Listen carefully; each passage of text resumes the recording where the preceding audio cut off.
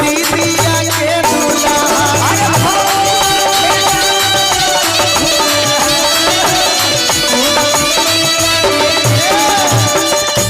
अरे दीदिया के दूल्हा सुनो दीदिया के दूल्हा आग्रह करतिया कहतिया कि रंग जनी चीज गुल गुला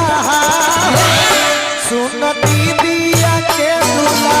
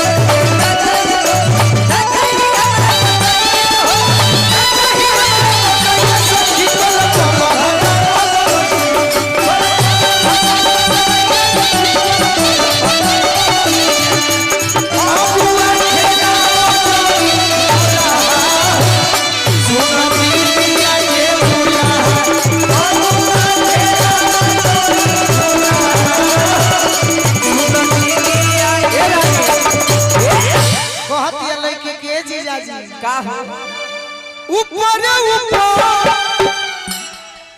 ऊपर जीजा दे सुराला भीतरी लगावे खाती अरे हाथ जोहनी हम पूछनी कि होली हो भाई काहे हाथ ना डाली लोग कहले बाकी बुरा न मानो होली है बाकी काहे मत डाली तो कहली तो बाच गई नहीं कहतिया अरे वो में कटोरा जोड़ा फूला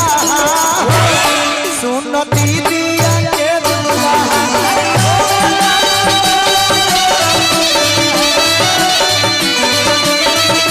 अरे वो में कटोरा जोड़ा फूला सुन दीदिया के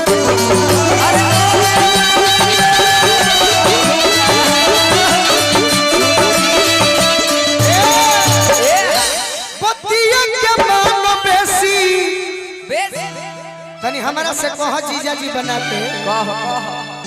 बतिया के मान बेसी बात तोर नहिला को दिन भेल हट हट कबे से महकती मर दे कबे से पलाई महकत ऐसे अरे की बतिया के मान बेसी बन जानी जीदी जुल्म हो जाई जदी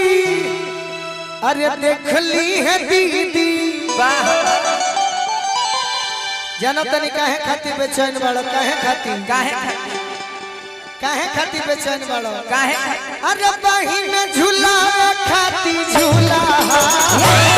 सुन दीदिया के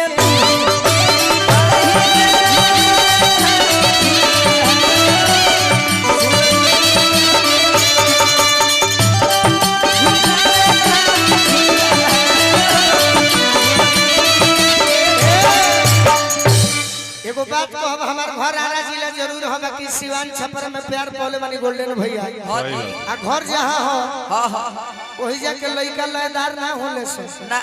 बाकी सुनी है सही गीतवा तो जरूर खुश हो जाए सही कि परसल खाली रंग लगवनी अरे अब किल टाइम अबीरो में अरे जवन मजा तहरा कोई न मिलल उ मजा मिली पीरो में जवन मजा